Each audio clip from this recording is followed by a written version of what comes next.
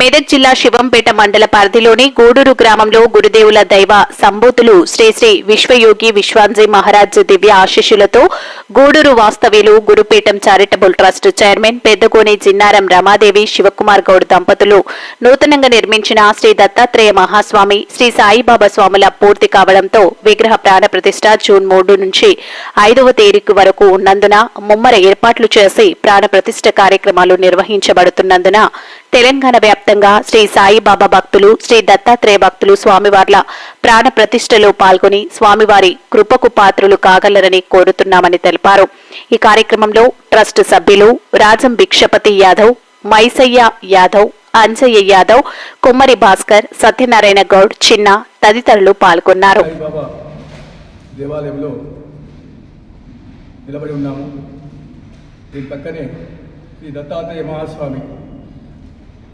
దత్తాత్రేయ గురు పరంపర కలియుగ దత్తాత్రేయ అవతారంతో కూడిన దేవాలయం నిర్మించబడింది.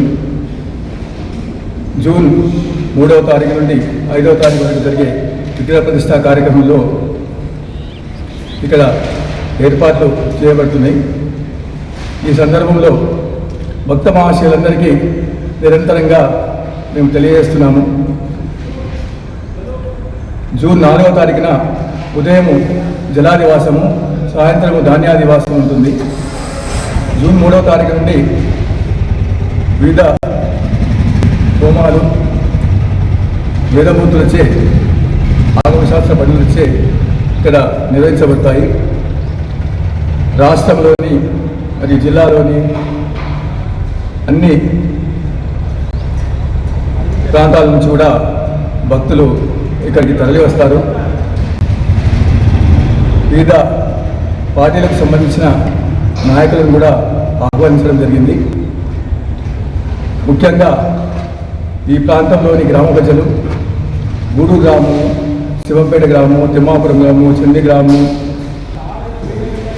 చిన్నగొడుపుల గ్రామం, పెద్దగొడుపుల గ్రామం, చెన్నాపూర్ గ్రామము, ఈ దగ్గర ఉన్న గ్రామాలు, పోతులబౌడ గ్రామము, పామండ గ్రామము, ఈ గ్రామాలన్నీ కూడా దగ్గర ఉన్న గ్రామాలు అందరూ సాధ్యమైనంత వరకు 3 రోజులు కూడా 3వ తారీఖు నుండి 5వ తారీఖు కూడా ప్రతిరోజు వచ్చి ఇక్కడ జరిగే ఈ అద్భుత కార్యక్రమం మనకు జీవితంలో అరుదుగా లభించే పుణ్యతిథులు. మనము ప్రతిరోజు మన దైనందిన కార్యక్రమాలతో మలినమైపోతుంటాము. కాబట్టి ఇటువంటి కార్యక్రమాల్లో దైవ కార్యక్రమాల్లో పాల్పంచుకుంటే మన